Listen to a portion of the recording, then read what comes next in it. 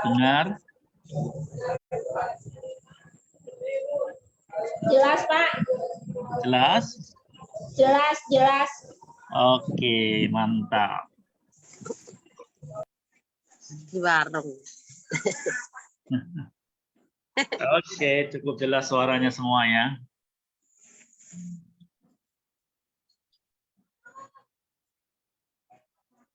Oke, kita sapa dulu narasumber kita, Dr. Syafiq. Selamat siang, Dr. Syafiq. Selamat siang, Dr. Syafiq.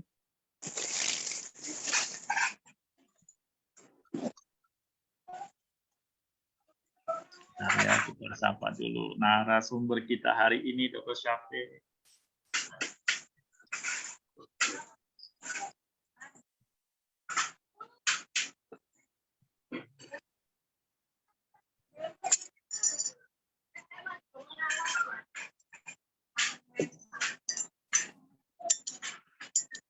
Selamat siang, Dr. Syafiq. Selamat sore. Oh, selamat sore. Iya, masih siang, dokter. Oh iya. Oh, belum sore. Yang penting kan tidak pagi dong. Oh iya, pagi juga nggak apa-apa. Nah, iya. Semangat pagi. Ya, gimana kabar hari ini? Baik-baik saja. Iya ya. Setahun kita nggak berjumpa ya. Ya. Dari 2002 sekarang sudah 2003 ya. Ternyata setahun itu bedanya hanya 1 hari ya. Iya, ternyata hanya selisihnya 1 hari ya. Ya, teman-teman ini sudah siap semua, sudah rindu dengan presentasi Dr. Syafiq soal kesehatan. Mereka sudah siap ini mendengarkan nih. Hari ini kita akan bicara mengenai hipertensi. Karena beberapa waktu lalu ada yang meminta untuk penjelasan atau dijelaskan soal hipertensi. Oke, maka waktunya saya serahkan Dr. Syafiq untuk membahas pokok mengenai hipertensi. Silakan, Dr. Syafiq.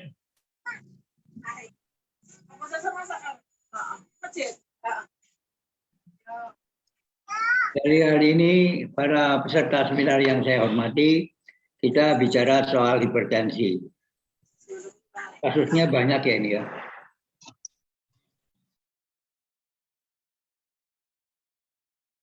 Apa yang dimaksud dengan hipertensi adalah tekanan darahnya tinggi. Tekanan darah di atas 140 sampai 90 mm/Hg. Apa saja faktor risiko timbulnya hipertensi? Biasanya ada faktor keturunan, faktor usia, faktor asupan makanan tinggi garam. Kalau yang ada orangnya yang ini. Apa saja timbulnya hipertensi adalah faktor keturunan, umur, asupan makanan tinggi garam, obesitas, stres, merokok, dan juga minum alkohol. Itu merupakan penyebab timbulnya hipertensi. Makanan tinggi lemak atau kolesterol juga, dan kurang olahraga. Apa gejala dari penyakit hipertensi? Pusing, sakit kepala, mata kabur, rasa berat pada tengkuk, perdarahan tiba-tiba dari hidung, dan nyeri dada.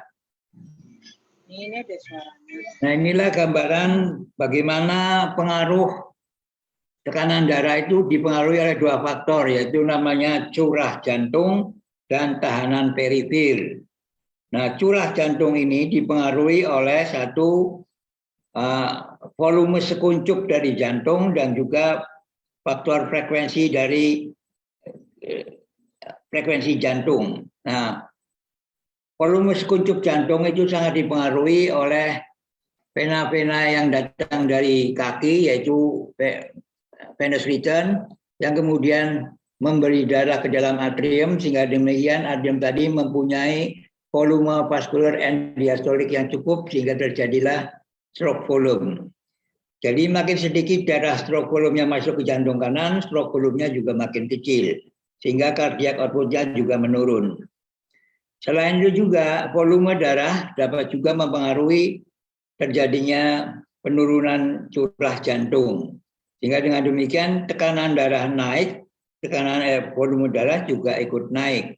Kalau mau volume darah turun, juga tekanan darah turun. Sedangkan tahanan perifer itu dipengaruhi oleh diameter pembuluh darah dan juga oleh kepekatan pembuluh darah. Yang semua itu dapat dilihat oleh karena faktor-faktor nitrik oksid, faktor-faktor pertumbuhan, sitokin, regangan, tekanan, maupun juga tonus miogen dari otot. Serta faktor-faktor pengontrolan saraf, misalnya vasokonstriksi dan vasodilatasi oleh saraf-saraf simpatis, vasodilatasi oleh neuron-neuron yang melepaskan nitrik oksid. Dan juga oleh kontrol dari hormon, misalnya vasokonstriktor, misalnya epinefrin, angiotensin B, endothelin 1, serta vasodilatator, hormon-hormonnya epinefrin, atrial ANP, atrial natriuretic peptide, sehingga dengan demikian tahanan perifer bisa naik dan turun. Sehingga dengan demikian maka terjadinya hipertensi karena adanya perbedaan curah jantung dan masalah tahanan perifer ini. Tahanan perifer ini digambarkan sebagai angka di bawah, yaitu tekanan diastolik. Sedangkan cardiac output dilihat pada gambar sebagai tekanan yang di atas. Jadi kalau kita lihat, kita mengukur tekanan darah, ada angka di atas dan angka di bawah. Angka di bawah itu tekanan diastolik, yang di atas tekanan sistolik. Jadi paling penting adalah tekanan diastolik, karena itu yang menggambarkan berapa hambatan tahanan perifer yang ada. Makin tinggi tekanan diastoliknya, maka hipertensinya makin berat. Nah, inilah klasifikasi hipertensi menurut JNC 7. Ya, kategori yang normal adalah kurang dari 120 sistoliknya dan diastoliknya adalah kurang dari 80. Kondisi prehipertensi adalah 120 sampai 139 dan 80 sampai 89 tekanan diastoliknya. Hipertensi stadium 1 140 159 atau 90 sampai 99 tekanan diastoliknya. Stadium 2 hipertensi adalah kurang lebih atau sama dengan 160 atau tekanan diastoliknya kurang lebih sama dengan 100. Anehnya penyebab hipertensi ini 90% tidak diketahui. Sehingga disebut sebagai hipertensi esensial atau hipertensi primer. Sedangkan hipertensi sekunder, faktor-faktornya adalah diantaranya 5-10% penderita hipertensi berhubungan dengan penyakit ginjal. 1-2% berhubungan dengan kelainan hormon atau pemakaian obat-obat tertentu termasuk pil KB. Karena kegemukan, karena gaya hidup yang tidak aktif, karena stres, karena alkohol, dan karena konsumsi garam. Tekanan darah itu dipengaruhi banyak sekali, yaitu pertama adalah venous return, adalah darah yang kembali dari tungkai menuju ke jantung kanan dan yang kembali dari kepala leher ke jantung kanan. Ya. Kemudian juga oleh karena pengaruh elektrolit ion natrium dan ion kalium berada di dalam sel, natrium di luar sel, sehingga adanya kedua kadar tersebut terjadilah proses polarisasi atau depolarisasi. Terjadinya perubahan elektrik membran sel. Demikian juga oleh karena faktor volume darah, makin tinggi volume darah, makin tinggi tekanan darah. Juga oleh faktor RA, renin, angiotensin, ya, dan juga oleh karena pusat jantung yang ada di batang otak, juga oleh karena pengaruh baroreseptor, juga oleh karena hormon atrial natriuretic peptide, angiotensin, dan sistem saraf otonom. Juga dipengaruhi oleh kemoseptor dan baroreseptor dari sistem otomasi jantung. Inilah pengaruh-pengaruh yang bisa menyebabkan naik turunnya tekanan darah. Di sini ada hukum separoh, pasien yang tidak berobat dan tidak kontrol 28 spiran, berobat tapi tidak kontrol rutin 12,5%, 12,5% berobat tapi terkontrol, sedangkan 50% tidak tahu. Komplikasi hipertensi bisa terjadi pada mata yang namanya retinopatia, kemudian nefropatia, dan juga neuropatia. Dapat juga terjadi pada jantung, penyakit jantung koroner, dan juga pembesaran jantung kiri dan gagal jantung. sedang pada otak bisa menyebabkan stroke atau bisa juga menimbulkan penyakit-penyakit arteri di daerah perifer. Sama aja ini ada komplikasi dari hipertensi, bisa terjadi pada mata, pada pembuluh darah, pada jantung, pada ginjal, dan juga pada vesika urinarial.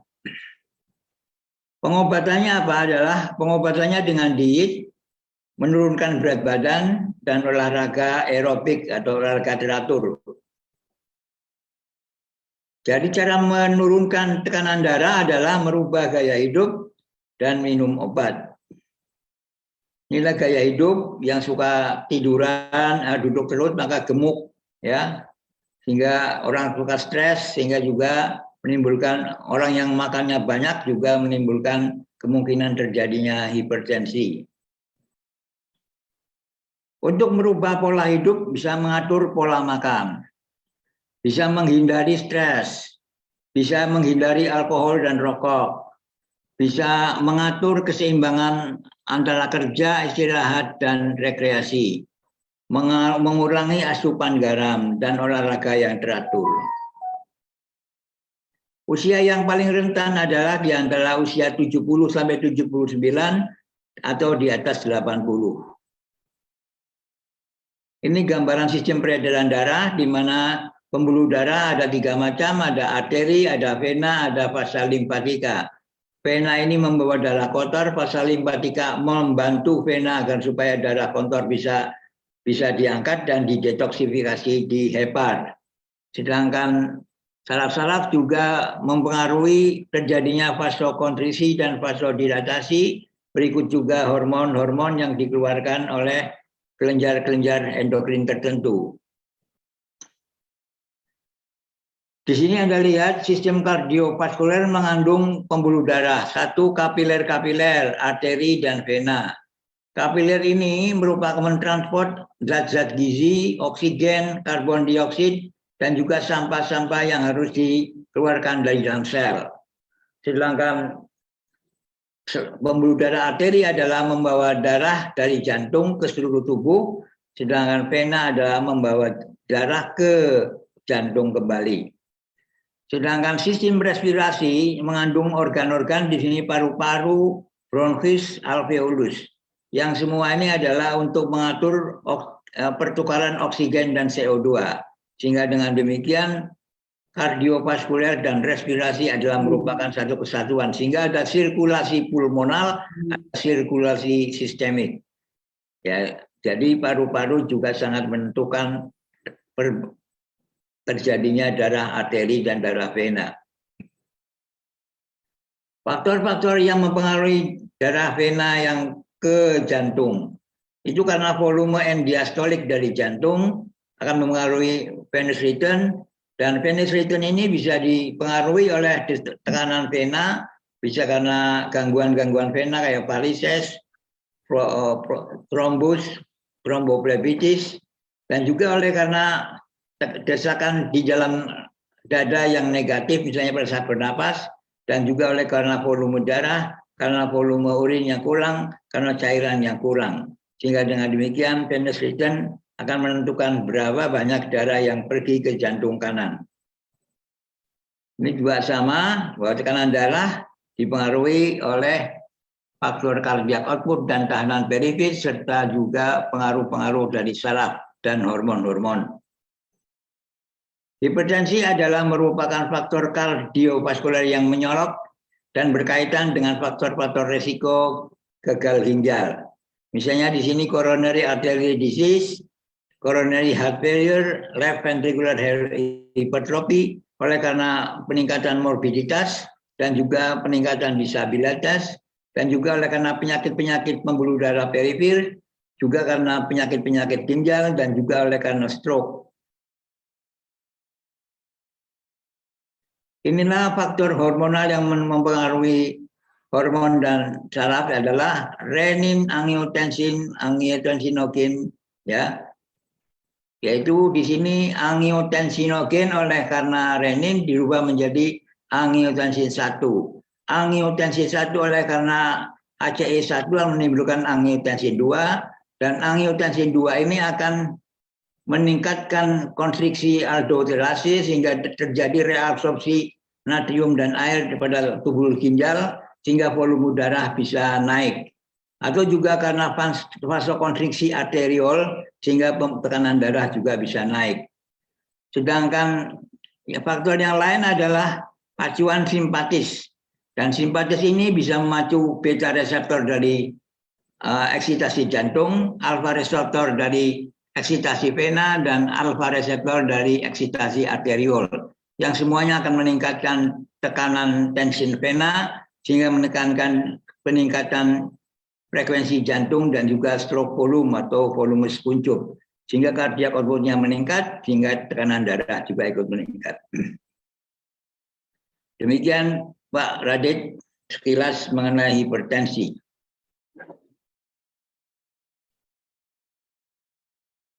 Silakan. Oke, siap. Terima kasih Dr. Syafiq.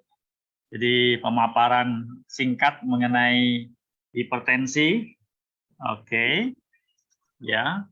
Tapi pasti akan mengundang banyak pertanyaan nih, karena hipertensi termasuk kasus yang paling sering terjadi dan dihadapi oleh teman-teman dari OPI. Oke, saya buka sesi untuk pertanyaan nih. Silakan, siapa yang mau bertanya di seputar hipertensi? Silakan.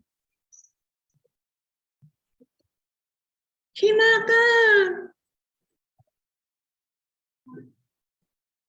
Saya Dok. Ya. Tadi yang disebut hepat ya, itu untuk detoksifikasi. Hepat itu apa sama dengan ginjal atau beda? Hepat itu liver. Oh, liver. Oh ya. Okay. Jadi sebelum darah pergi ke jantung, darahnya pergi ke hati dulu untuk didetoksifikasi sehingga racunnya tidak masuk jantung. Jantung kanan, dari jantung kanan pergi ke paru-paru, dari paru-paru ke jantung kiri, sehingga barulah melalui aorta mendistribusikan volume darah yang dibutuhkan oleh setiap organ yang ada di tubuh.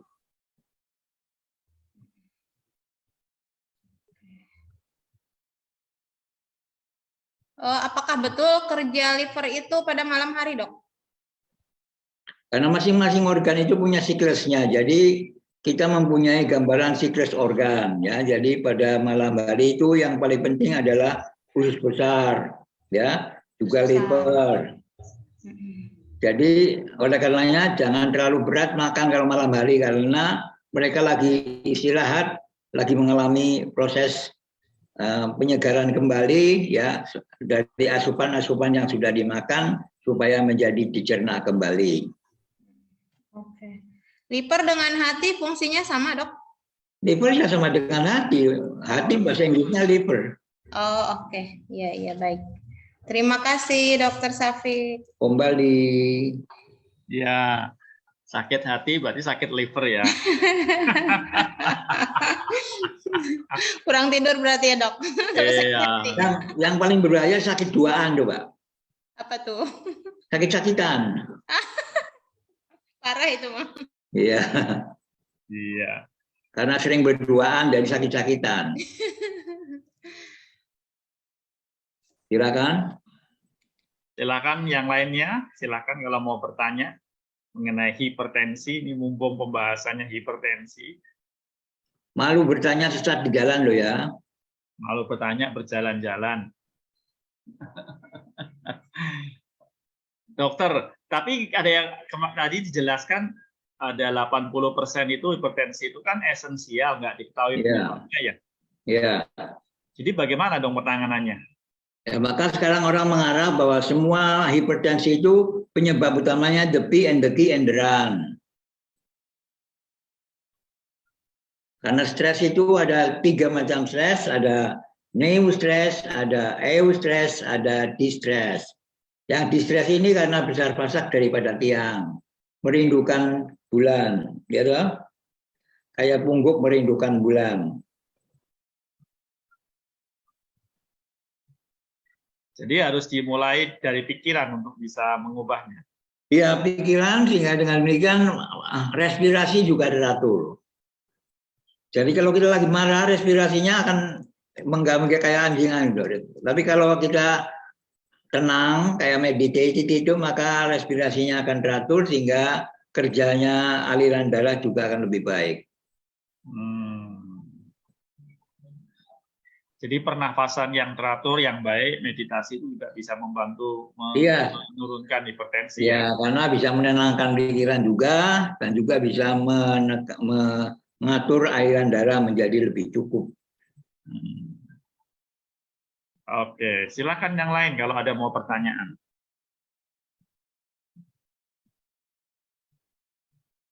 Apakah ada hubungannya dengan makan daging kambing? Karena orang bilang kalau makan kambing katanya tensinya naik. Ya, kafein ini sebetulnya mempengaruhi kerja otak. Jadi kafein itu kan stimulan. Kita ketahui ada lingkaran setan yang namanya 3S. Stimulan, stres, dan sugar. Ya, kita hindari gula, kita hindari stres, kita hindari stimulan. Kopi yang terlalu pekat tidak baik. Maka teh itu sendiri mengandung, AOT itu juga mengandung kafein.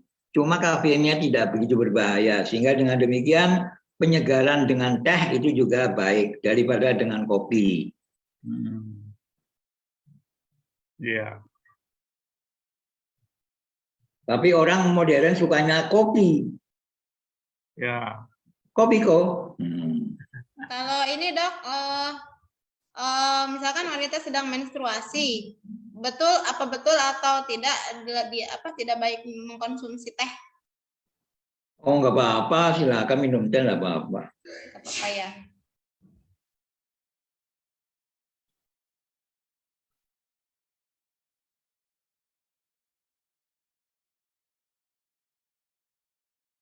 Kalau tekanan darah tinggi, kenapa sering dihubungkan dengan orang stroke ya? Gimana Ya, ceritanya? karena kita ketahui bahwa kalau tekanan darah tinggi, maka terjadilah apa yang disebut dengan mikroangiopati.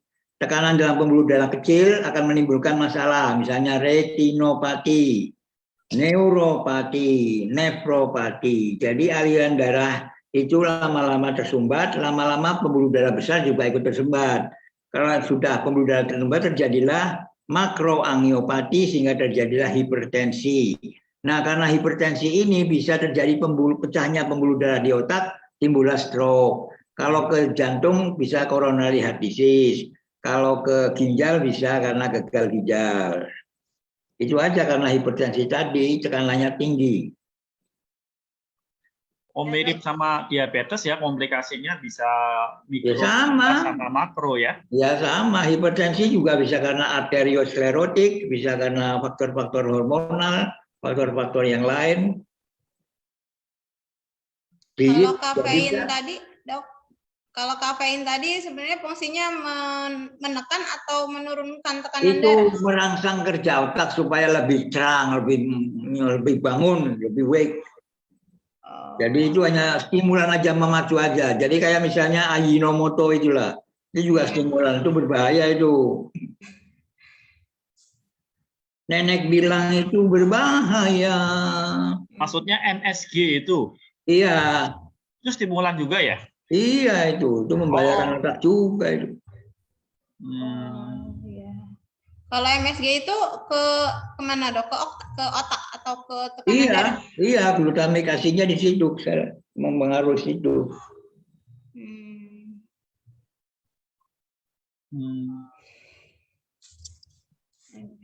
Wow, bahaya ya. Tuh. MSG juga berpengaruh ya ternyata. Jadi yang mempengaruhi tekanan tinggi itu misalnya mikrobiom, bakteri-bakteri yang ada di usus. Kalau berkurang, ekosistemnya juga akan mempengaruhi hipertensi. Ya bisa juga karena kurang gerak, jadi venous filternya kurang cukup untuk masuk ke jantung. Jadi volume darah yang dari jantung ke organ-organ juga berkurang. Ya terjadilah vasokonstriksi. Kemudian dapat juga terjadinya karena makan garam, asin, ya. Kemudian dapat juga disebabkan oleh karena stres. Ya, stres itu akan menimbulkan acuan pada simpati sehingga menimbulkan vasokonstriksi di mana-mana, terjadilah peningkatan cardiac output sehingga terjadilah peningkatan hipertensi. Ya dok, saya mau nanya ya. Ini saya tiap datang bulan, ini suka sakit banget di kepala gitu, kayak semacam migrain gitu. Itu juga apa efek dari darah tinggi gitu? Bukan, kalau migrain itu lain lagi. Ya kayak Biasanya orang-orang pusing hipertensi sakit. itu lehernya kaku. Oh ini enggak, cuman kepala itu sakit, badan pada sakit kalau pas mau Iya, keluar gitu. itu biasanya karena faktor makanan juga. Ya mungkin ya karena saya banyak makan dok. Makan Oleh apa, karena itu, Cik Mumun? sekarang diganti, jangan banyak makan, makan bebek aja. Masa banyak dimakan? Ya terima kasih dok, berarti bukan dari tensi ya, tapi tuang gitu. Tapi Ya, pas bukan. gitu di sakit di sini gitu.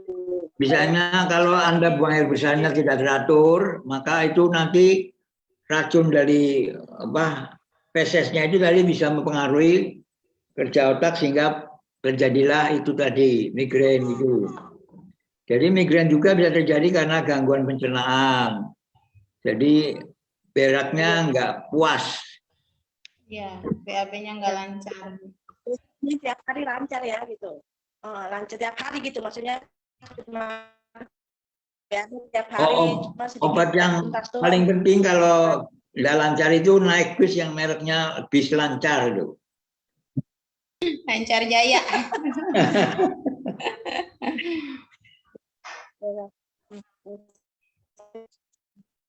Ya udah itu aja. Yang penting minum rutin ya. Ayo tanya terus, bertanya. Malu bertanya sesat di jalan. Nah, kalau OT kaitannya dengan hipertensi bagaimana, Pak? Justru dia akan menyembuhkan hipertensi, no. Itu kan ada antioksidannya, ada teoronnya dan teanin juga, itu kan adalah mempengaruhi kerja jantung. Oh iya.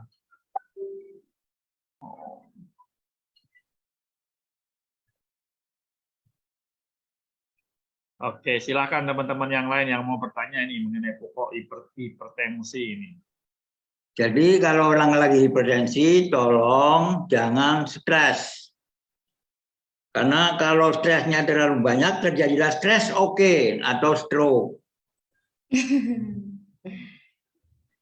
Ya, stroke itu singkatan dari stres kalau Anda sering stres ya stroke. Tenang aja, ya tenang. Takkan lari gunung dikejar. Gitu. Pikiran teratur, napas teratur. Orang dulu bilang kalau lagi marah, aturlah napas. Nanti marahnya tidak marah, menjadi dibalik. Marah adalah haram. Kalau dibalik kan haram. Iya betul. Terus ini dok, kadang kan ada orang yang hipertensi tapi nggak ada keluhan.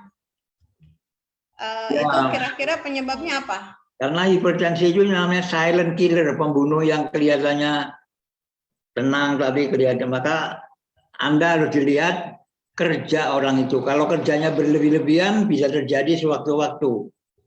Ya, maka mengukur tekanan darah itu penting. Tiap hari diukur.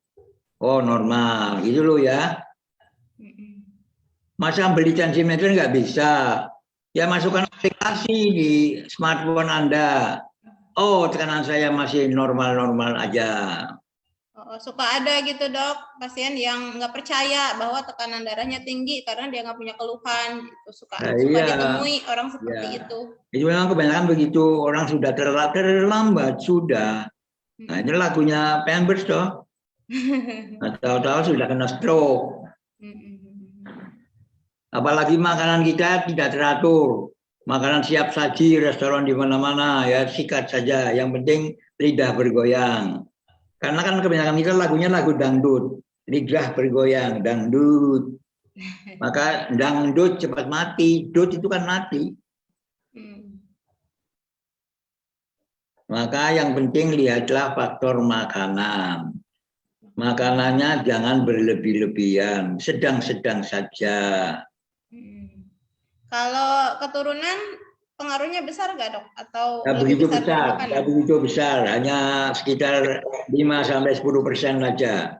Oh, lebih besarnya dari pola makan, pola Ya hidup. karena lingkungan itu, karena makanan berat, minum rokok, garam, ya. Oke. Kalau suka makan pedes-pedes gitu itu Nggak ngaruh juga. apa-apa, nggak apa-apa. Asal Dok. jangan ngomongnya pedes-pedes. Kalau ngomongnya pedes-pedes menyakitkan hati orang. Dok, apa betul kalau apa namanya orang tua laki-laki itu lebih cenderung gennya ke anak perempuan, hipertensi Apanya? atau diabetes? Enggak. Laki-laki itu orang terlemah di dunia. Kok gitu? Wanita itu orang terkuat di dunia karena kromosomnya double X. Kalau laki-laki kan 1X. Iya. Maka supaya orang kelihatan melawan laki-laki, maka di luar perempuan tampaknya cantik, gitu, banyak perhiasannya, ya toh, lemah lembut, itu kan wanita. Tapi laki-laki karena lemah, untuk menutupi kelemahannya maka kelihatan kuat, ya dah. Nah itulah. Jadi jangan dikira laki-laki itu paling kuat, paling lemah. Kalau tidak kena masalah PUTW, varietas tidak tahan wereng. Cepat Itu sakit rupanya. dan cepat darmo, cepat modar. Suaminya sudah meninggal, istrinya masih hebat-hebat aja. Ya enggak, double X gimana?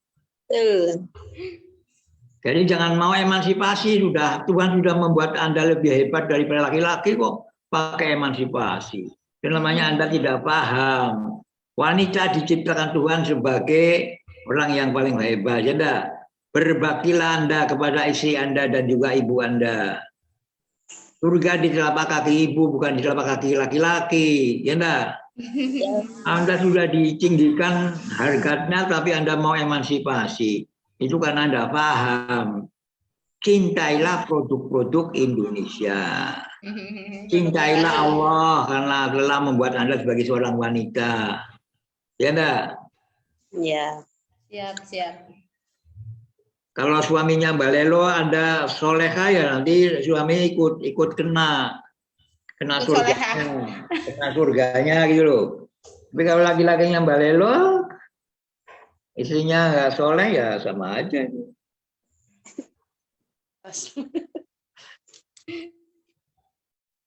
Jadi bagi istri-istri carilah orang yang namanya soleh aja itu. Suaminya pas soleh aja ya. Iya. Mungkin. Tapi soleh Jawa ya, jangan soleh Bali. Iya. Itu ada Pak Solehudin, Pak Ade ada ya. Soleh Bandung ya, jangan soleh Bali. Assalamualaikum Pak Dr. Syafiq. Waalaikumsalam. Mau tanya nih, ini kan kalau kita ngukur tensi, ini kan kebanyakan kan ada yang ada angkanya itu paling atas diastole ya, terus sistole, terus paling bawah apa itu. Ini cara membacanya bagaimana dokter, tolong diterangkan. Soalnya banyak yang sekarang ini itu tensi yang paling atas itu tinggi, tapi yang tengahnya normal. Itu 80. Kan saya bilang tekanan darah itu gambaran dari curah jantung.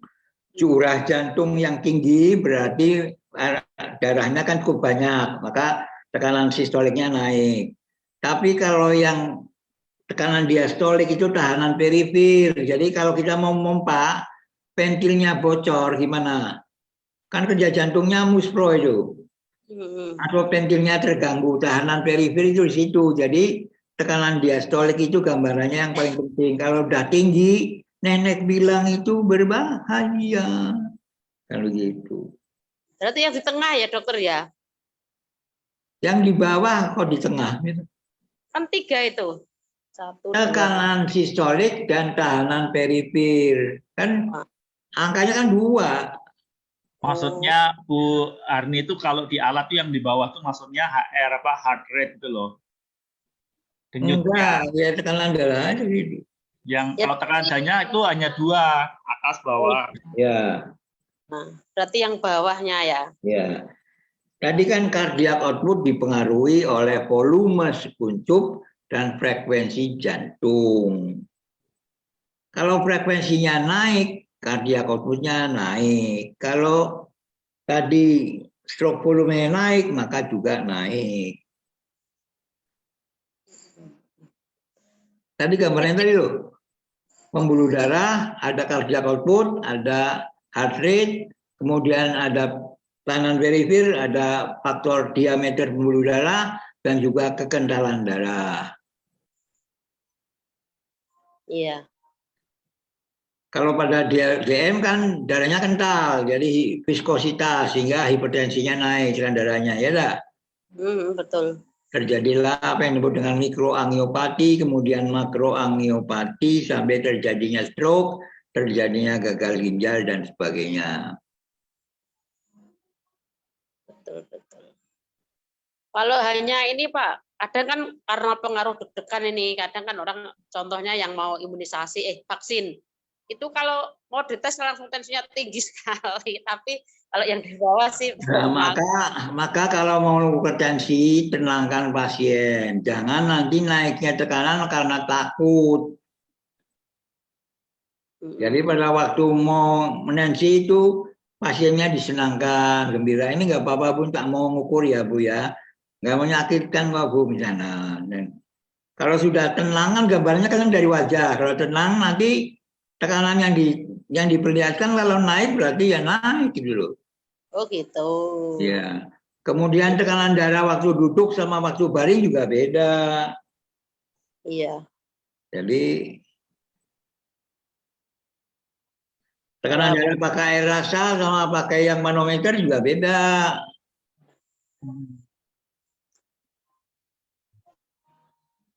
Berarti yang bagus yang otomatis atau yang biasa itu, Dokter? Yang otomatis itu untuk secepatnya menentukan oh kira-kira demikian. Kalau terjadi kenaikan maka baru dicek kembali dengan air raksa gitu loh. Oh iya. Jadi kadang-kadang kita perlu membawa tensimeter yang ringan itu. Jadi kita bisa memeriksa begitu. Betul. Kalau hemoglobin ada hubungannya dengan tekanan darah, Dok? Apa? Hemoglobin. Hemoglobin itu kan adalah eritrosit, ya enggak? Salah satu sel darah dari pembuluh darah. Sel darah kan ada eritrosit, ada trombosit, ada leukosit. Nah, eritrosit ini membawa Hamengkubuwono Hb. Nah, Hb itu mengikat oksigen. Jadi truknya oksigen sama CO2 namanya Hb.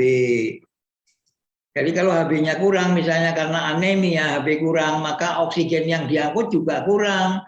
Kalau oksigen yang diangkut kurang, maka darah arterinya juga berkurang loh, ya enggak? Oke, jadi orang kekurangan oksigen itu juga akan menimbulkan masalah. Berarti jadinya darah rendah gitu ya, Dok? Atau Iya kan anemia kan berarti hipotensi. Oh iya. Kalau ini Dok yang tadi itu apa namanya trombosit pun ada hubungannya dengan tekanan darah ya? Trombosit itu adalah berkaitan dengan masalah pembekuan darah. Jadi kalau darah keluar kemudian terus tidak membeku, lah itu kemungkinan terjadinya trombositopeni. Misalnya pada DHF itu loh, demam berdarah. Untuk menaikkan trombosit biasanya apa Dok yang dilakukan selain medis? Macam jambu juga bisa.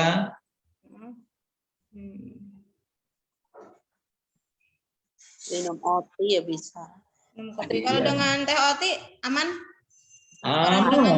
Anda pertanyaannya aja aman berarti nggak yakin. Kalau nggak yakin harus sembuh. Iya maksudnya kan ada tuh pasien saya gitu lagi trombositnya turun, jadi dia khawatir minum OT, minum obat, diinfus juga, terus semua apa? Nah, Anda yang menyuruh OT-nya juga ragu-ragu, ya sama aja bohong.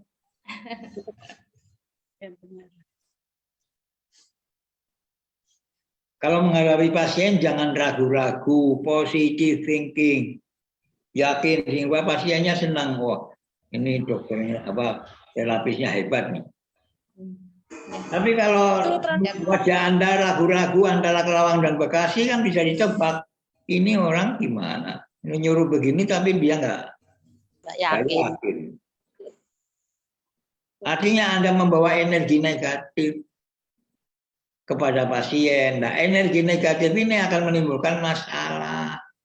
Maka pakailah energi yang positif, yakin. Ya, Dok, saya nanya, inilah luar tema ya, saya kan punya pasien ya Pak ya, yang di Banjar itu. Dia itu kena gula ya, emang pernah udah dikirim sih sama Bu Rian ya fotonya. Itu kakinya itu kayak semacam tutung gitu kan, tutung kayak melepuh gitu, bahkan kayak tulangnya itu udah kelihatan ya Dok ya. Terus dapat 16 hari itu dia mulai kering kayak itu tuh kayak minggir yang hitamnya itu ke ujung jari. Nah sekarang nih kan udah sebulan dia jarinya itu patah, tapi tetap saya semangati ya, dia juga senang gitu kan putus si jarinya Nah, itu. jadi kalau Anda yakin akan memberi energi positif sehingga terjadilah proses regenerasi. Tulang-tulang diganti yang baru gitu loh. Tapi kalau Anda nggak yakin sama aja bohong. Daripada diamputasi lebih baik Anda rawat dengan cinta kasih dan penuh keyakinan. Ya, semakin dia telepon lagi Bu, katanya ini saya keluar darah, kata saya udah aja nanti juga kan berhenti dengan dirinya Ibu sabar ya sambil berdoa kata saya gitu ya, terus direndam terus sampai benar-benar kaki Ibu tuh sembuh total, diminum tehnya udah kali saya ya katanya Bu terima kasih gitu. Cuman kita itu kayak sekarang hasilnya gimana? Ya buntung gitu Pak, ujungnya itu udah copot, 4 jari itu copot, cuman sisa Bu jarinya doang yang kakinya itu. Semalam tuh dia telepon lagi, Bu ini kalau darah lagi gimana, nggak apa-apa, gitu kan. Tenang aja gitu, udah saya semangatin terus gitu kan.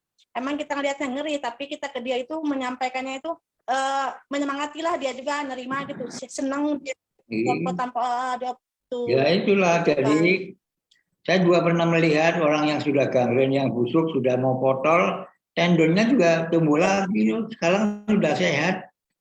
Ya. Amin. Jadi kalau kita putus asa langsung dipotong, ya sudah akhirnya membuat kaki nggak bisa, tapi motong kaki bisa. Itu namanya bohong. Ya, kalau dia potong Pak, coplok dengan sendirinya aja gitu, karena dia itu rutin ya selama sebulan itu ditoplokin teh, direndam sama air teh juga gitu, diminum juga gitu kan, udah hampir. Yang namanya gangren itu artinya apa toh? Gangren itu adalah sel yang mati, kemudian mengalami nekrosis pada daerah yang paling bawah, sehingga terjadilah proses terjadi kehitaman yang makin lama makin meluas sampai ke ibu-ibu jari kaki, telapak kaki. Nah, kalau Anda nerapinya lebih cepat, ya lebih sembuhnya lebih baik. Tapi kalau Anda terlambat, sudah kata Pampers, ya sudah. Ya Dok. Konsekuensi. Ya itu.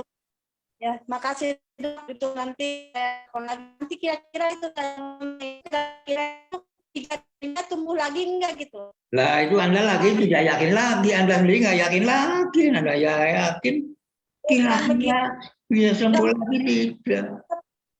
Anda nggak yakin. Itu maksudnya itu. Ya kira-kira. Ya. Lah kira-kira kan nggak yakin. Meminta orang kok kira-kira saya dapat duit lah ya nggak dapat. Ya betul ya benar. Ya udah makasih Dok ya. Ya positive thinking ya, yakin. Amin insya Allah Dok. Dok mau tanya Dok. Ya. Assalamualaikum. Waalaikumsalam. Ini Dok, saya pasiennya Bu Mumun. Ya udah terus. Ya. Gimana? Saya kan ini kolesterol tinggi ya. Kalau yang lain-lain normal, semua normal. Terus kan mencoba tuh AUTI. Alhamdulillah yang paling terasa sih di pencernaan ya. Jadi kalau BAB itu kayak terbawa semua lemak-lemak gitu kolesterol.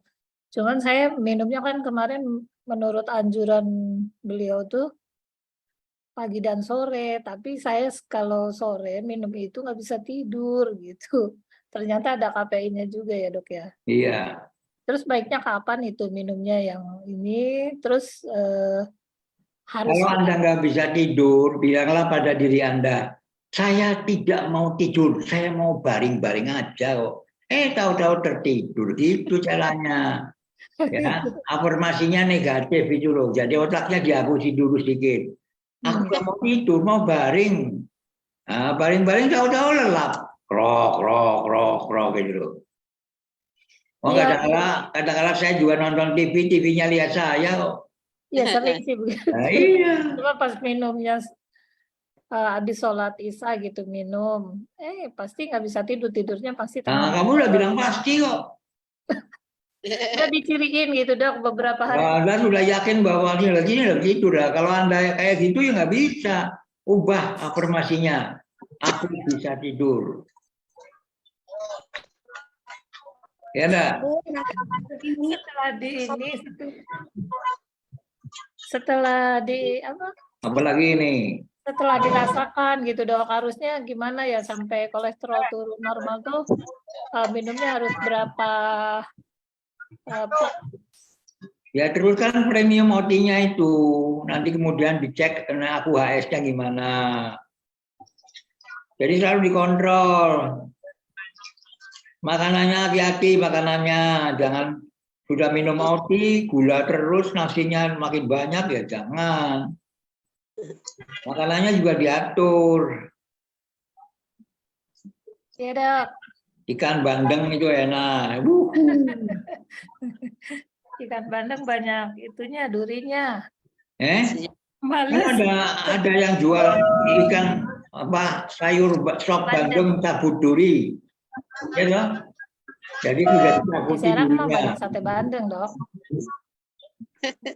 Nah, kalau ada buah-buahan yang pakai duri malah dimakan. Misalnya durian. Ayo dimakan. Padahal banyak durinya loh itu. Durian.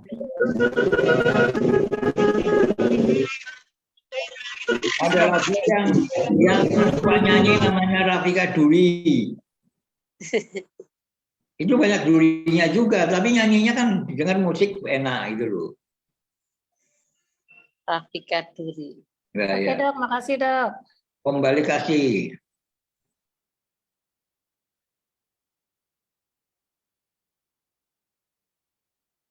Yakin ya Bu? Pakai bismillah, jangan pakai biskota. Siap, dokter. Siap. Pak Dokter, saya mau tanya. Ya boleh. Kan tadi kecenderungan hipertensi itu ada permasalahan di ginjal. Nah, apakah memang pada dasarnya setiap orang yang kena hipertensi itu memang awalnya dari permasalahan di ginjal atau bagaimana Pak Dokter? Kan tadi dikatakan bahwa penyebab hipertensi yang primer itu tidak diketahui. Tetapi yang sekunder bisa diketahui karena penyakit ginjal. Kan gitu loh. Jadi penyakit ginjal juga bisa menyebabkan hipertensi. Karena ginjal mengatur RAA, asadirenin, angiotensin, angiotensinogen. Ya.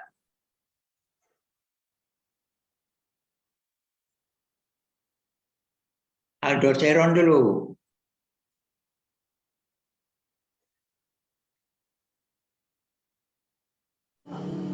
Ginjal kan mempengaruhi absorpsi natrium dan kalium. Jadi kalau terjadi gangguan elektrolit dan gangguan asam basa, timbullah masalah aldosteron. Aldosteron memacu ya hormon di hipofise sehingga terjadilah hipertensi.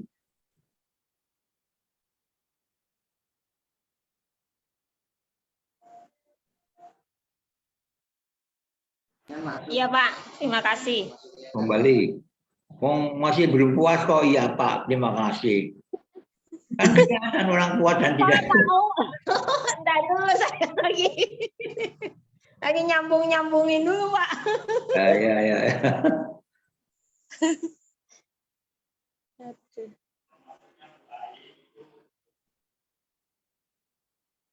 Bu Ai, itu maksudnya kalau hipertensi itu hanya 20% yang diketahui penyebabnya, misalnya ginjalnya yang bermasalah, tapi yang lain, yang 80% itu tidak diketahui sebabnya. Yang sebabnya ya the P and the Q and the RAM, ya kan, Dr. Sabit? Iya.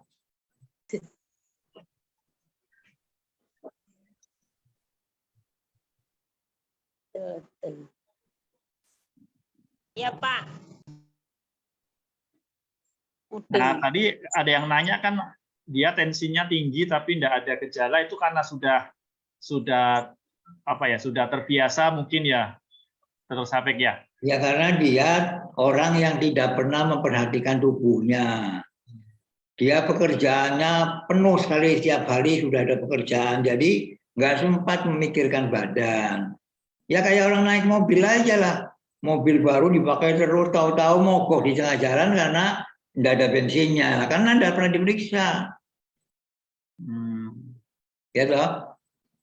Ya. Jadi kepekaan seseorang itu tergantung kepekoannya. Jadi makin peka terhadap dirinya, makin cinta terhadap dirinya, maka makin dia lihat. Pada saat wudhu, oh jari-jari saya lengkap, oh hidung saya lengkap, baik. Jadi maksud kita kalau kita memperhatikan tubuh, kita akan ingat selalu. Tapi kadang-kala kita nggak perlu kendaraannya dibersihkan atau tidak, diisi bensin atau tidak, airnya cukup atau tidak, yang penting naik aja. Nah, karena kadang-kadang begitu. Ya sama aja dengan tubuh kita. Kadang-kadang kita diperlakukan semena-mena oleh diri kita, sehingga kita tidak lihat bahwa tubuh kita lelah, kurang tidur. Yang penting cari duit, duit, kerjakan, biar dapat duit. Kalau sudah duitnya banyak, kemudian sakit di rumah sakit, duitnya banyak, tidak ada gunanya. Untuk bayar rumah sakit. Nah iya. Habis. Maka kekayaan yang paling hebat adalah kesehatan. Jagalah hati, jagalah, kan begitu.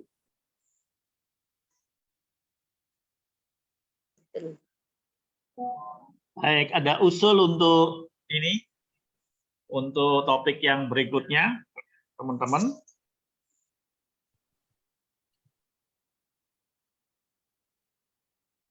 Halo teman-teman. Halo, Ini teman-teman. tuh Pak, tentang liver atau hati sudah dibahas belum sebelumnya? Kalau saya minta topiknya apa kok tanya lagi? Ya, boleh saya request liver atau hati? Ya, Fungsi hati. Fungsi fungsi hati. hati ya, fungsi hati, fungsi liver. Ini Tadi request. tidak ada hubungannya dengan cinta kasih ya. Patah hati atau sakit hati ya, tidak ada Nggak hubungannya. bisa itu, saya nggak bisa jawab itu. Ya biar hati-hati. Tanya pada Betaria Sonata aja.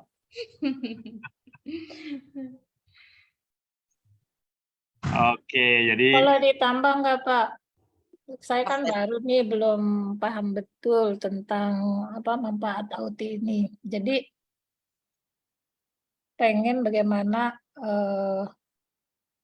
proses auti ini terhadap menghilangkan kolesterol gitu atau Oke, besok mengenai hati dan oti sudah, ya lah. Dan Hati dan oti. antioksidan. Tapi otinya satu aja. Oti namanya otot.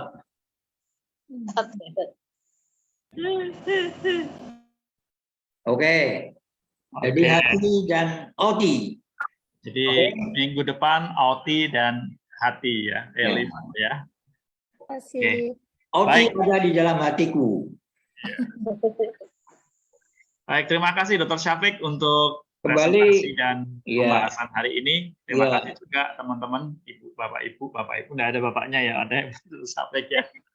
Oke, ibu-ibu semua ya, ibu-ibu yang setia. Bukan ibu-ibu dengan namanya acara. emak-emak ini semua. Ada Emak-emak. Pak, tuh Pak Mahirin ada tuh Pak. Hah? Ada tuh Pak Mahirin senyum-senyum. Oh tuh. ya, betul. Aku Iya, juga ada Pak Mahirin. laki-laki. Aku juga laki-laki. Baik. Gunawan. Pemahirin keluar, Pemahirin. Oh, ada Pak Ngomong gitu. Gunawan. Dia Ada berhubungan juga sama Pak gua Gunawan tapi nggak pernah resign. lihat wajahnya gitu. Fotonya. Ada juga Pak Gunawan angkat tangan. Ya, Terus halo. Angkat tangan Pak Assalamualaikum. Gunawan, silahkan. Saya baru ini Pak, baru kecelakaan kemarin. Kenapa? Oh, iya.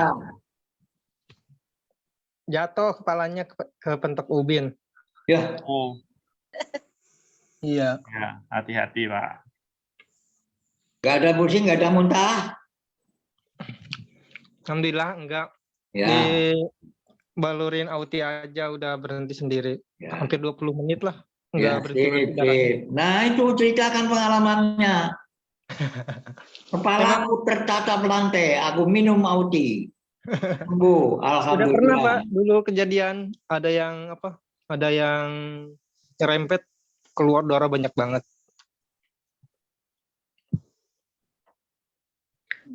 Terus? Terus, Ya, alhamdulillah sekarang udah sembuh. Oh, nah kayak gitu diceritain pada yang lain-lain. Iya. Pengalaman itu guru yang paling baik, ya enggak? Kalau guru sekarang kan guru mutan. Iya. Murid-muridnya yang cantik di guru muti. Oke, terima kasih waktunya. Oke. Kita akan tutup kembali. Kita ketemu lagi pada hari Sabtu depan. Terima kasih teman-teman. Kita akan hitungan 5 mundur dan kita akan tutup ruang kita untuk ketemu di Sabtu depan ya. 5, Terima kasih. 4, 3, 2, Terima kasih. 1. Oti.